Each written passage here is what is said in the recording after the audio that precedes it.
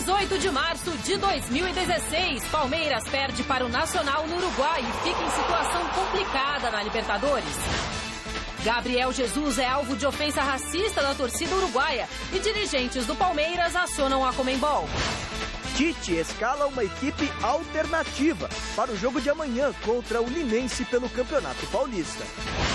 Maicon chama a responsabilidade no São Paulo e diz que o time precisa de mais entrega, mais compromisso, mais vontade e mais luta para sair da crise. Quinteto santista convocado para a seleção brasileira fala sobre os compromissos com a camisa amarela. Os preparativos para o clássico Fla-Flu no Pacaembu. Cariocas voltam a se enfrentar no estádio depois de 74 anos. Olá, olá, boa noite para você ligado no Gazeta Esportiva desta sexta-feira que começa mais uma vez destacando a Libertadores da América. Ontem, pela primeira vez sob o comando do técnico Cuca, o Palmeiras jogou mal e acabou derrotado para o Nacional do Uruguai. O resultado complica a vida do Verdão no torneio, que agora precisa vencer as duas próximas partidas e torcer por algumas combinações para se classificar às oitavas. Acompanhe como foi o gol da derrota de ontem. No estádio Parque Central, em Montevidéu, Nico Lopes de cabeça marcou o único do Nacional na vitória por 1-0 diante do Palmeiras. Ficou complicada, depende de ganhar 2 jogos. Perdeu 6 pontos para o Nacional. Tem que ganhar 6 pontos do Rosário, que eu acho que é mais time do que o Nacional. Acho que o Rosário, eu falei antes do jogo, tecnicamente é um time melhor do que o Nacional, mas eles sabem se impor fisicamente, é um jogo de muita intensidade física, eles sabem jogar nesse campo, aqui dificilmente alguém ganha deles. Sem palavras, né, a gente lamentou bastante, doeu bastante, doeu na pele isso, a derrota, a gente sabe que Libertadores tem que ganhar em casa, e a gente perdeu 3 pontos em casa importante, e agora vamos ter que buscar fora, temos mais um jogo fora e um em casa, então ficou difícil, mas ainda temos totais condições de classificação. Então a equipe está concentrada para fazer esses 2 jogos que faltam e fazer 6 pontos para levar o Palmeiras adiante na competição. Grande noite para você que acompanha o Gazeta Esportiva. A situação do Palmeiras ela é muito delicada. Por quê? Porque perdeu os 2 jogos para o Nacional, caiu para 3º no grupo e de quebra ainda tem uma partida contra o Rosário Central, que para mim é um dos melhores times na Libertadores da América, apresentou, sabe, o futebol, digamos, mais vistoso na Argentina, em Rosário. Convenhamos, é uma situação muito delicada, muito difícil e assim como São Paulo, eu vejo o Palmeiras correndo sério risco de não avançar para a fase de oitavas de final. Claro que tem camisa, tem um bom time, mas não está jogando bem e os resultados são péssimos. Essas duas, veja só, o Palmeiras era para ter perdido já para o Rosário em casa. Por circunstâncias de uma partida de futebol, conseguiu vencer por 2-0, mas o placar foi mentiroso. E aí 2 partidas com o Nacional, perdeu em casa, perdeu fora. O Chico, eu sinceramente acho muito, mas muito difícil a classificação palmeirense. E confesso, estou decepcionado, esperava mais esse time nessa temporada. Celso, boa noite, né? Boa noite, Anitta, boa noite a todos vocês. Olha, Celso, eu acho que o grande problema do Palmeiras e do Cuca foi não ter armado um esquema apaga-incêndio para esse jogo. O que o Cuca tinha que fazer? Antes de pensar em montar um time, melhorar a descida dos laterais, formar uma boa dupla de área, arrumar o Zé Roberto para armar o meio campo, fazer todas as alterações que ele fez, para o Palmeiras mostrar um futebol convincente, ele tinha que ganhar.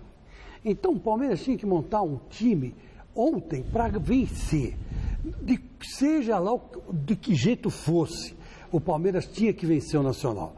Esse foi o erro do Cuca. O Cuca já começou com o pé esquerdo no Palmeiras. Começou por quê? Porque ele não teve um plano A. O plano A do Palmeiras era ganhar ontem do Nacional. Não tinha jeito. Ou era isso ou não era nada. Essa que é a grande verdade a respeito do relacionamento do Cuca, né, com os jogadores do Palmeiras. O resultado foi que foi desastroso para o Palmeiras. Então agora, qual o próximo passo? Eu acho assim, que um treinador, quando topa aceitar pegar um clube no meio da Libertadores, numa fase de classificação, com partidas difíceis pela frente, ele tem que se planejar para conquistar aqueles pontos que ele vai disputar. Os outros jogadores, o que vai acontecer daqui a um mês, pouco importa. Se o Palmeiras for campeão brasileiro, é outro torneio. Esse torneio ontem ele tinha que entrar para ganhar.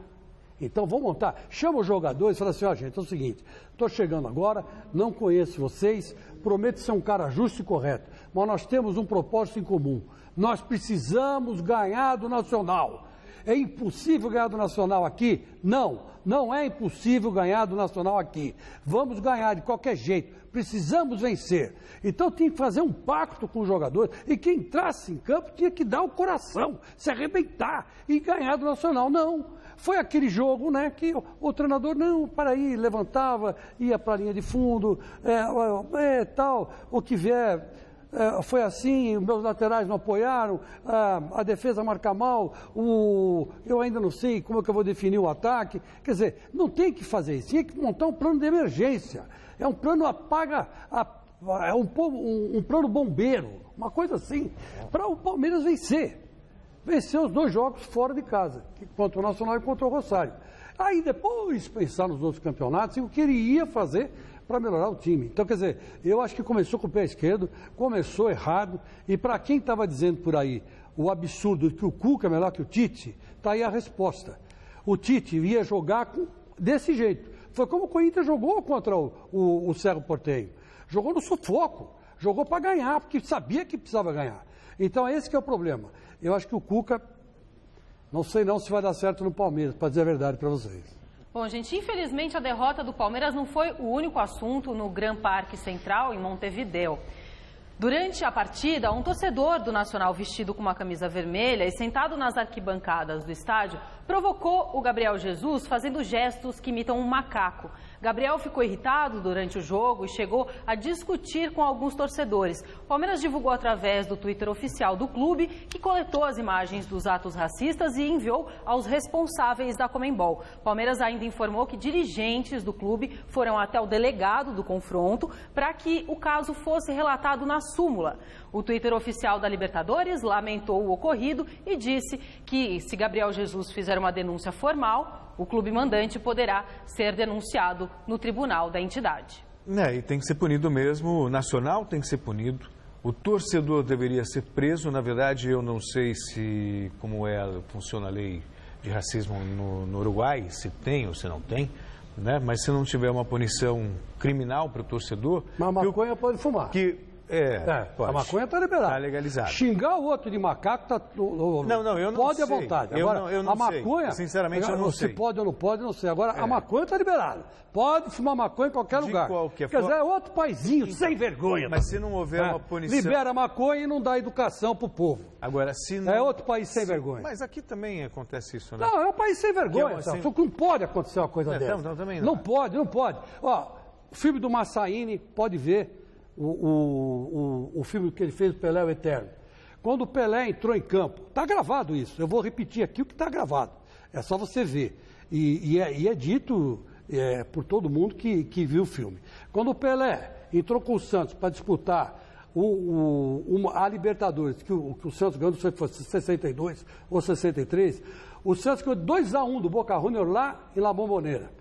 E o que aconteceu? Quando ele entrou em campo, os caras gritaram: Pelé, hijo de puta, macaquito de Brasil. Pelé, hijo de puta, macaquito do Brasil. Resultado: quem fez o segundo gol que deu o título para o Santos? Ou adiantou bastante? O Pelé. Então isso vem de muito tempo. De muito tempo. Os negros aqui e em outros países, principalmente da América do Sul, são muito maltratados e são ofendidos. É cadeia para esse. Com certeza ele deve ter puxado um fumo antes de porque lá pode fumar maconha. E xingar quem eles querem também. É o povo sem vergonha. De qualquer forma, se não houver, não couber, né, uma punição na área civil, na área esportiva, o Nacional pode muito bem responder junto à Conmebol. É só ver o filme do Massaíni. As palavras foram essas. Então, o Gabriel Jesus está muito certo de se revoltar. Menino novo, e de repente escutar uma coisa que ele não ouve, não está acostumado a ouvir. Que no Brasil pode até ter racismo, mas não aparece, não é tão explícito assim. Então o cara abalou ele psicologicamente, sim. E isso está errado. E você aí de casa, vote na enquete que está no ar no site gazetesportiva.com. Depois de perder novamente para o Nacional do Uruguai e precisando vencer as 2 partidas que restam na fase de grupos, a gente quer saber o seguinte: o Palmeiras vai se classificar para as oitavas da Libertadores? Sim ou não? Acesse o site, vote, o resultado eu dou agora no finzinho do programa daqui a pouco. E aí, gente? Eu acho um empatezinho estava bom, uma derrota, porque levando em consideração a dificuldade da partida contra o Rosário, pelo futebol apresentado aqui, não acredito que o Palmeiras vença o Rosário. E não vencendo o Rosário fora de casa, para mim tá fora. Eu acho que o Palmeiras aprendeu uma lição.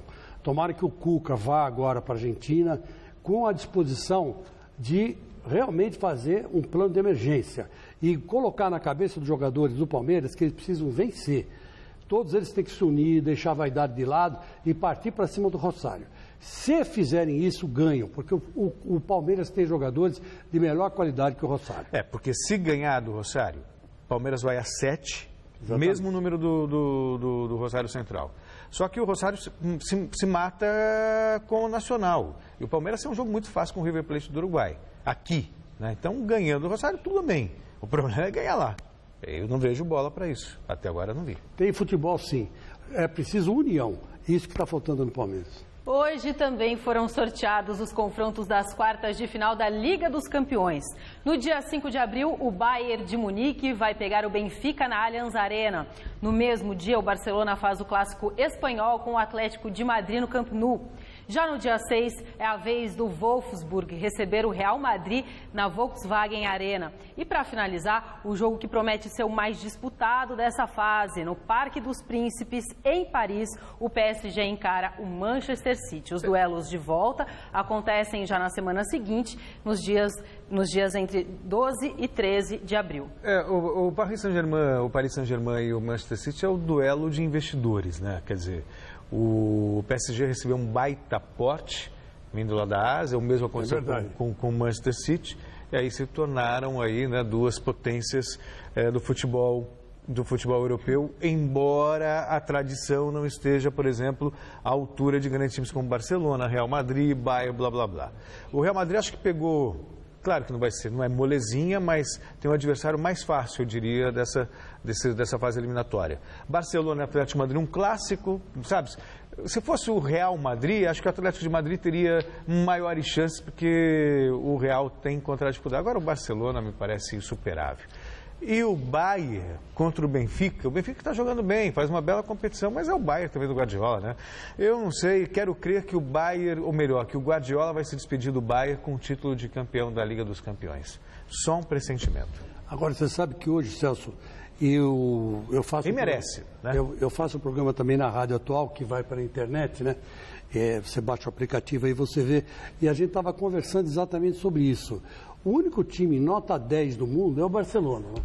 O resto chega lá nos 8, 8,5. Claro, o Bayern é 9,9. Mas não chega a 10.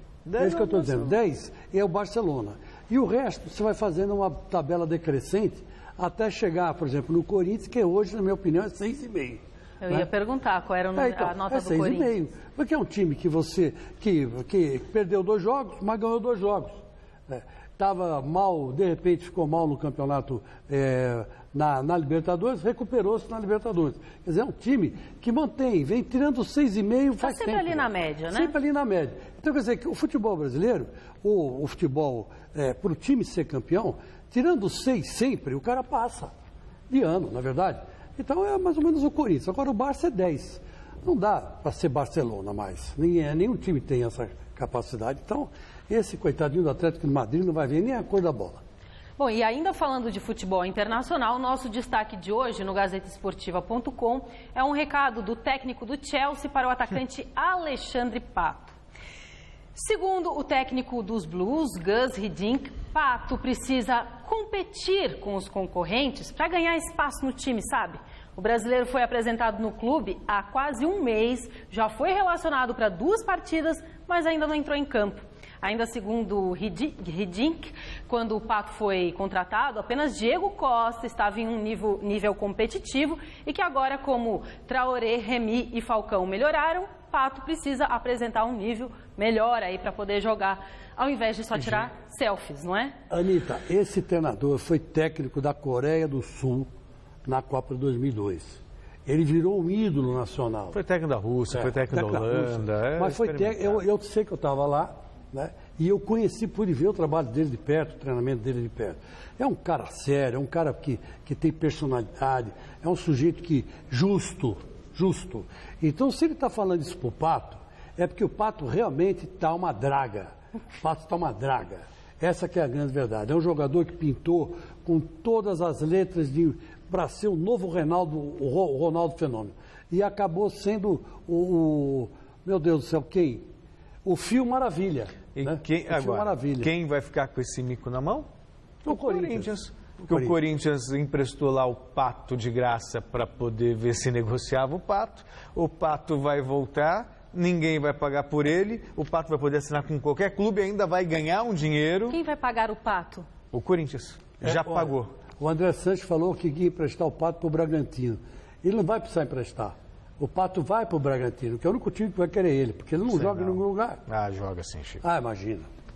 O jornal Folha de São Paulo publicou na edição desta sexta-feira que a Receita Federal do Rio de Janeiro considerou o atacante Neymar culpado por sonegação de impostos. O jogador teria sonegado 63 milhões e 600 mil reais em impostos e, por isso, deve pagar quase 190 milhões de reais pelos impostos atrasados, com juros e multas.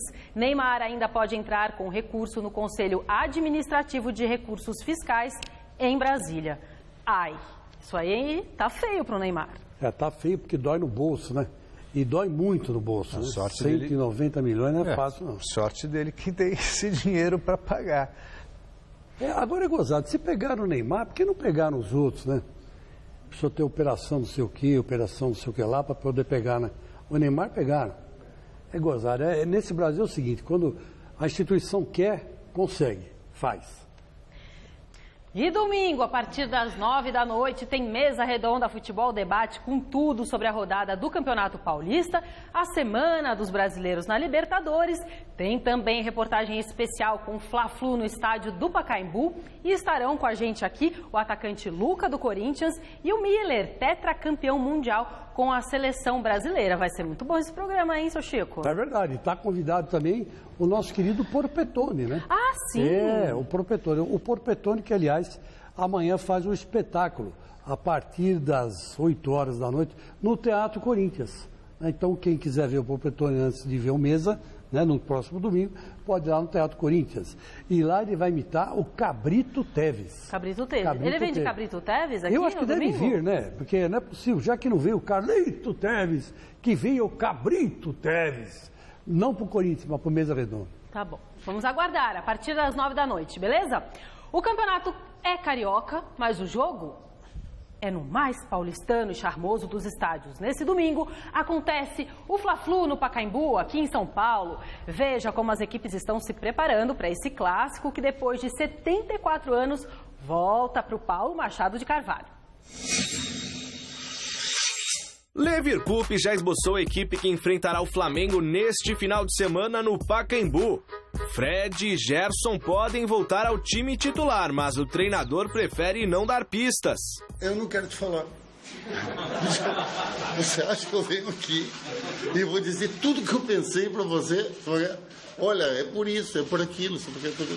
A gente não quer falar o que vocês querem ouvir, mas claro que existe uma lógica, já tem um trabalho feito, né, que era o Eduardo que veio, então aproveitar as coisas boas que ele fez e procurar colocar mais os meus pensamentos.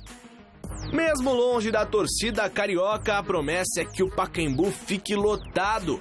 Um bom resultado no clássico pode mudar tudo. Vencer o Flamengo seria ótimo nesse momento, né? Começar a aglutinar e a somar forças. Então é uma coisa importante em todos os sentidos. Só tem um problema. Tudo que é bom pra gente, se nós vencermos o Flamengo, vai ser tudo bom para eles também se eles vencerem o Fluminense. Então é a mesma, sabe, é o mesmo plano. É um jogo legal assim, é um jogo especial. Já no Flamengo, a expectativa estava na recuperação do meia Everton para o jogo de domingo, mas Muricy Ramalho descartou a possibilidade. No entanto, a verdadeira preocupação do treinador, muito mais do que o clássico, é o calendário do Flamengo.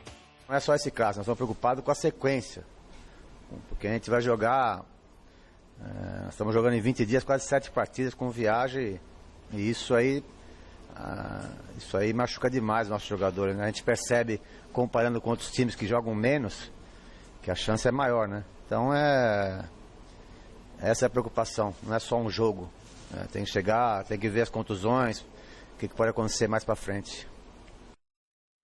Como é que era a música do Cazuza mesmo? Um museu de velhas novidades, não é isso? É a mesma coisa, a gente entra ano, sai ano, fala a mesma coisa, e os treinadores falam a mesma coisa e não muda absolutamente. E não muda absolutamente nada no futebol brasileiro. Agora, vem cá, qual é o problema do calendário do jogo ser aqui? E o calendário, o Muricy reclama. Não, mas ele reclama com toda razão, Chico. Porque... Não reclama com toda razão, não reclama. O calendário você aqui pega uma absurdo, ponte aérea do Rio para São Paulo, você vai embora no mesmo dia. É mais rápido você pegar uma ponte aérea e ir para o Rio de Janeiro e jogar do que você Chico, jogar lá pelo Rio de Janeiro ou lá em Minas. Mas não é só a viagem, não tem toda, mas tem toda, mas não é questão só do cansaço, é a logística, é o voo que você tem que ir um dia antes, você tem que voltar, é tempo que você não tem para treinamento de recuperação. Jogou lá em Aracaju, já voltou, não treinou, já viaja para São Paulo. Pelo amor de Deus, assim, se vai a Aracaju e não joga e não ganha em Aracaju, perderam lá de 1-0, quer dizer, meu Deus do céu, com um cara a menos. O time da casa com um cara a menos. Quer dizer, o Muricy, com todo o respeito, trabalha, meu filho. A bola pune, Muricy. A bola pune, Muricy. Você mesmo inventou essa frase, a bola pune. Precisa de trabalho, Muricy. Tem que chegar mais cedo, tem que sair mais tarde. Não é só você, todo mundo. Está faltando é empenho, é aplicação, é isso. Lá não reclama de viagem, porque Flamengo nem Libertadores está jogando. Para com isso. Bom, agora Fla-Flu domingo é uma belíssima atração em São Paulo. Sensacional. Eu acho que vai dar mais gente no Fla-Flu do que nos outros jogos que vão ter aqui. Eu vou. Sabe, Rock in Rio, eu fui. Gente, faleceu no início da noite de ontem o ex-atacante Gaúcho. Ele tinha 52 anos e foi vítima de um câncer de próstata. Gaúcho teve passagens de destaque pelo Flamengo, onde disputou 200 jogos e marcou 98 gols. E foi um dos principais jogadores na conquista do Campeonato Brasileiro de 1992. Pelo Palmeiras, o grande momento do jogador foi na Copa União de 1988, quando substituiu o goleiro Zete, que se lesionou. A partida foi para a disputa de pênaltis e Gaúcho defendeu 2 cobranças e converteu a dele. Gaúcho. No sentimento da família do Gaúcho, muito jovem, né? 52 anos, convenhamos, né? Mas tá negócio. Eu não sei qual foi o problema dele. Câncer? Não foi câncer na próstata, tudo, mas há prevenção, né? Então passou do 48, 49 anos, é só ir procurar um proctologista, né? Um urologista e fazer o tal do exame do toque, né? E o brasileiro é muito machista, muitos não vão e acabam tendo um câncer de próstata. O dele deve ter sido agressivo demais, né? Porque para morrer aos 52 anos é um caso que, olha, tá para acontecer. Mas que pena, porque foi um grande jogador. Vinha aqui no Mesa Redonda, né? Quando jogava pelo Palmeiras, veio aqui várias vezes, galanzão e tal, e você vê, foi cedo demais. O Campeonato Paulista segue nesse fim de semana com a 10ª rodada. Amanhã o Água Santa recebe o Botafogo às 3 horas da tarde. Às 4 é a vez do Corinthians enfrentar o Linense na Arena em Itaquera. No mesmo horário, Novo Horizontino e 15 de Piracicaba medem forças. Já às 4h30 o Red Bull encara o Oeste. Às 6h30 mais 2 partidas, Mojimirim e São Bento e Capivariano e Ponte Preta. Já no domingo, às 4 da tarde, o Ituano recebe o São Paulo em Itu. Às 6h30, o Audax mede forças com o Palmeiras e a Ferroviária pega o São Bernardo. E para finalizar, às 7h30 da noite, o Rio Claro enfrenta o Santos no interior paulista. E como a gente acabou E como a gente acabou de ver, o Corinthians volta a campo amanhã à tarde em Itaquera contra o Linense, curtindo o bom momento que vive na temporada. E para aproveitar o fator casa, o Timão vai rodar o elenco e utilizar um time alternativo. O Felipe Esboril vai explicar essa história pra gente. Jogar em casa é bom.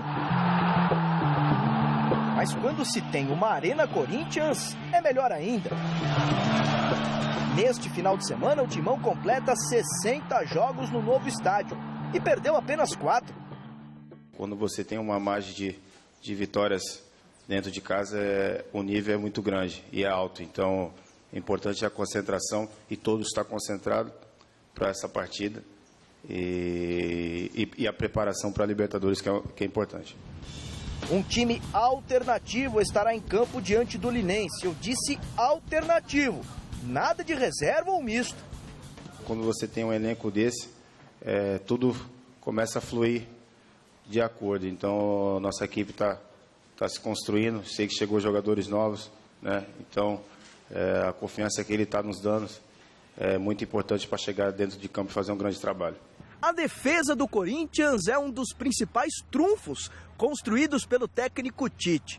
O setor foi o que menos levou gols do Campeonato Paulista, apenas 6 sofridos. Ultimamente, Felipe e Iago têm sido titulares. Balbuena, sempre que pode, aproveita as chances. Mas amanhã, contra o Linense pelo Paulistão, Wilson ganhará uma oportunidade. Estou preparado para essa oportunidade, fico muito feliz em poder estar mostrando o meu trabalho, em ter a confiança do professor Tite, em hoje estar fazendo parte desse excelente elenco que está em construção, assim como foi citado. E claro que é uma responsabilidade, né? Então, venham trabalhando forte, venham focado nos treinamentos. Então, corintiano, preste atenção. Estes serão os 11 titulares. Cássio no gol, Edilson, Wilson, Balbuena e Guilherme Arana. No meio-campo, Williams, Rodriguinho, Romero, Alain Mineiro e Danilo. Na frente, André. Enquanto o próximo compromisso pela Libertadores não chega, o Paulistão vai servindo para entrosar a equipe e também dar rodagem aos ditos reservas. Aqui ninguém se considera titular, e sim parte do grupo. O Tite achou a equipe ideal, mas ele já deixou claro que vai precisar de todo mundo, assim como vai acontecer nesse jogo de sábado. E ele quer sempre lealdade, respeitando quem está jogando e procurando dar o melhor aí para estar, quando pintar a oportunidade, que durante o ano sempre aparece, está pronto para poder corresponder.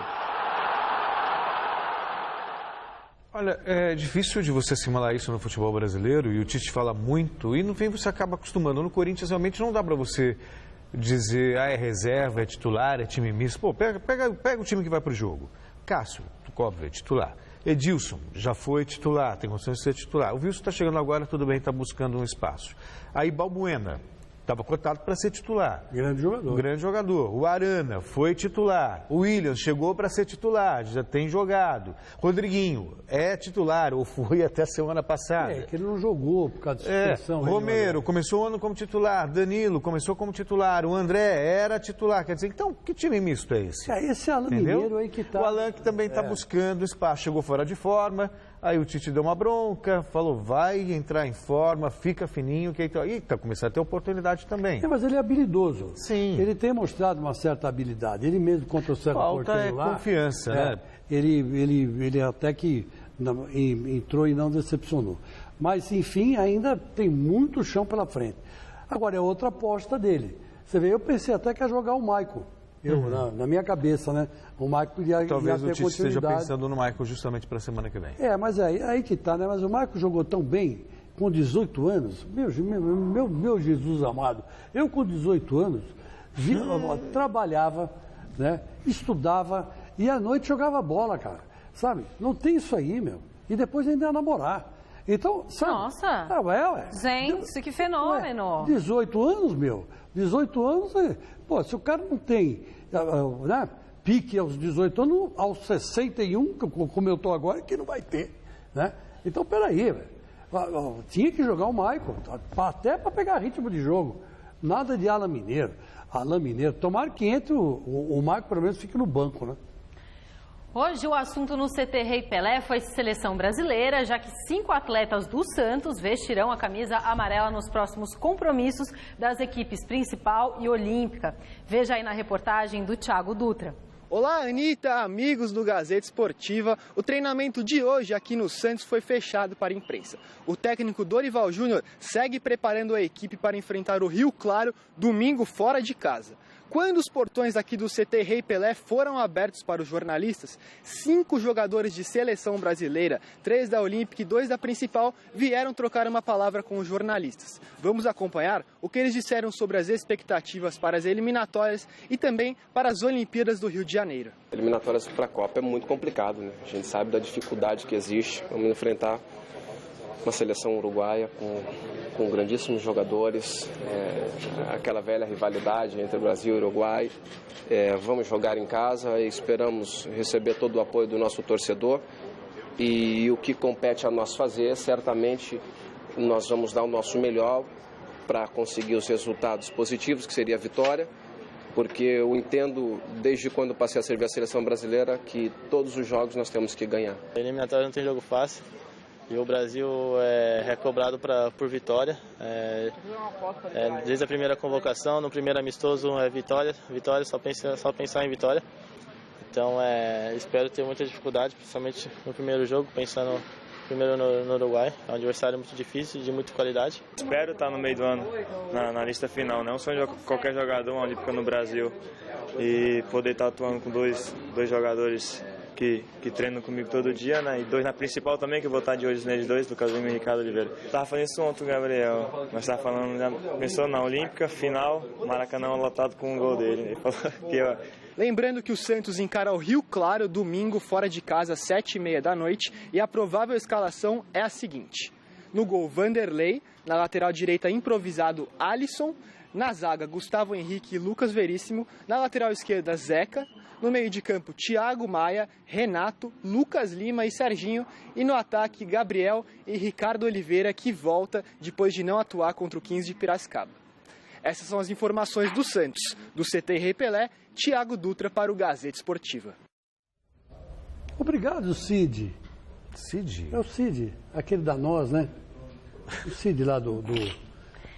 Bom, mas não importa. Obrigado. Grande noite para você. Grande noite para você. Grande noite para você. O problema é o seguinte, gente do céu, ainda bem que deu um estalo, e o estalo foi positivo na cabeça do Lucas Lima, e ele deixou aquele cabelo loiro ridículo do lado, né? Olha como ficou melhor, né? Ficou. Tá cabelo bonito, normal tá dele, jovem, né? Tá bonito. Ele já é bonito. Tá tudo bem, não precisa pintar o cabelo. Meteu aquele cabelo loiro, sei lá, ficou estranho, esquisito. E outra coisa, dá uma, sabe, ele vai para a seleção, né? A seleção brasileira é uma coisa um pouco mais séria. Se não foi, ou não é vista com seriedade pelos cartolas... É séria? É lógico, não é vista pelos cartolas com seriedade, mas tem que ser vista pelo jogador com seriedade. Para vestir a camisa amarelinha. Muito amarelo, né, Chico? O cabelo amarelo, cabelo amarelo, né? Loira tem que ser assim, natural, que nem a Anitta. Aqui é loira mesmo. Então pronto. Agora está mais natural, de fato, meu cabelo. Está bem mais natural. Você é loirinha. Eu já vi foto da sua criança, você é uma loirinha. Verdade. Agora, o Lucas Lima, até que enfim, né? Cria juízo, né, garotão? É bom de bola. E ele é um mas tem que criar juízo. Tem que criar juízo. Não, parar com esse negócio de pintar cabelo. Já tem um carrão, então não precisa mais pintar o cabelo. Já é bonitão. Para que vai chamar mais atenção? E gente boa demais e joga bem demais. Bom, já o São Paulo vem sofrendo, meu Deus do céu, nesse começo de temporada. O tricolor está ameaçado na Libertadores e também no Campeonato Estadual. Está ocupando apenas a 2ª colocação do Grupo C, empatado com a Ferroviária e também com o Audax. Mas a diretoria quer mudar isso, viu? Acompanhe aí na reportagem do Fernando Gavini. O São Paulo está no fio da navalha. Tanto na Libertadores quanto no Campeonato Paulista, a classificação está sob risco. No estadual, o tricolor está apenas em 8º na classificação geral. E é o 2º de seu grupo com a mesma pontuação do Audax, que é o 3º. Na Libertadores, a situação é ainda mais complicada. Os 2 pontos somados até agora deixam o time 5 atrás do líder da Strongest e 3 atrás do River Plate. O que ajuda a piorar é a fase do time. Nos últimos 6 jogos, a única vitória foi sobre o Mojimirim, antepenúltimo colocado do Paulistão. E a série sem vencer chegou a 4 partidas no empate de quarta contra o Trujilhanos. Uma equipe como o São Paulo, onde vem, se eu não me engano, de 4 jogos sem vitória, alguma coisa está dando errado, isso é óbvio, mas aí cabe ao Bausa e nós jogadores também sentar, pensar e analisar o que vem errando para tentar corrigir nos próximos jogos. Poupado contra o Trujilhanos, Maicon volta ao time contra o Ituano fora de casa neste domingo. Um jogo perigoso contra um adversário embalado por 3 vitórias seguidas. Qualquer derrota agora nesse momento pode piorar a nossa situação. Como eu referi, viemos de 4 jogos sem vitórias. E se acontecer algum resultado negativo no domingo, vai piorar ainda mais as coisas. O perigo não mora tanto na força do Ituano, mas principalmente no fraco futebol apresentado pelo São Paulo nesta temporada. Encontrar as respostas para isso é o mais difícil. Pelo menos na opinião de Maicon, o técnico Edgardo Balsa não tem culpa. Nessa altura a gente tem que ter a humildade de reconhecer onde cada um está errando e trabalhar para corrigir o erro. A receita para sair da crise, segundo Maicon, é dar um pouco a mais. Se entregar na tentativa de corrigir o que está dando errado. No momento do São Paulo agora, eu acho que precisa de mais entrega, mais do que vem fazendo. É claro que a gente tem dado tudo dentro de campo, mas eu acho que falta mais compromisso, mais vontade e mais luta. Claro que a situação no Campeonato Paulista preocupa, mas o mais urgente é salvar o time na Libertadores. Por causa disso, e para motivar os jogadores, a diretoria lançou a ideia de um pacto por 3 vitórias nos 3 jogos que faltam para acabar a fase de grupos, contra Trujilhanos e River Plate em casa e contra o The Strongest em La Paz. Na verdade, o São Paulo não precisa de pacto para vencer, né? O São Paulo, com a grandeza e com o nível de qualidade que temos no nosso plantel, a gente tem praticamente obrigação de classificar, né? Liderança é algo que não é imposto, você conquista. E o Maicon chegou meio de fininho, tá, mas com toda a experiência, dentro de campo ele tem exercido essa condição de líder, orientando, cobrando, sabe, mostrando autoridade mesmo e pelo jeito bem acolhido. Claro que eventualmente tem um desgaste ou outro, dentro de campo, uma discussão ou outra, mas ele está fazendo esse papel. Papel até que se imaginava com maior contundência com o Lugano. E quem está se destacando nesse sentido é o Maicon nas oportunidades que teve. E em relação ao São Paulo, ele fala de ter mais vontade. É verdade. Só que o São Paulo não inspira confiança, sinceramente não inspira. Dos últimos 6 jogos, o São Paulo venceu 1 em 6. Como você vai imaginar que vai vencer 3 jogos seguidos na Libertadores da América? Entendeu? Tem que ser uma mudança radical de postura. E eu não vejo consistência para isso, Chico. Tá meio difícil, você tem razão. 3 jogos seguidos, um time que em 6 ganhou 1, é meio complicado mesmo. A estatística não está ao lado do jogador de São Paulo. E outra coisa, o Maicon, como você falou, é um grande líder em campo, um grande jogador, fez falta contra o Trujilhanos e acabou o São Paulo falhando, né? Aquele gol de cabeça do atacante Trujilhanos, pelo amor de Deus. Trujilhanos. Eu ia corrigir, mas eu fiquei até confusa. Eu só pensei uma palavra. Tony Ramos, eu pensei. Esse time eu não consegui pensar em outra palavra. É de Trujillo. Trujilhanos. Né? Trujilhanos. Uma cidade de 160 mil habitantes. É um time sem vergonha, time feio. E o cara subiu sozinho de cabeça no meio do Lugano e do Rodrigo Caio e fez o gol. Quer dizer, será que se ele tivesse lá saído o gol? Bom, e o Ataíde Guerreiro deixou a diretoria de futebol do São Paulo. Na verdade, ele foi para diretor de relações institucionais. Mas em outras, sabe, uma consolação. Foi promovido para cima. Não sei se é a questão de estar negociando o Michel Bastos com o Internacional numa troca com o Alex, que bateu de frente com o Gustavo, que é quem cuida de futebol, de futebol. O Gustavo é o filho do Sócrates. Mas aí você vê como está a coisa no São Paulo. As pessoas não se entendem, sabe? E aí, mais uma baixa. É verdade. Agora, o nosso querido Ataíde Guerreiro, para você ver uma coisa, se ele gravou uma conversa com o Aidar e derrubou o presidente Carlos Miguel Aidar, se eu trabalhasse do lado dele, eu não falaria com ele pelo telefone, não.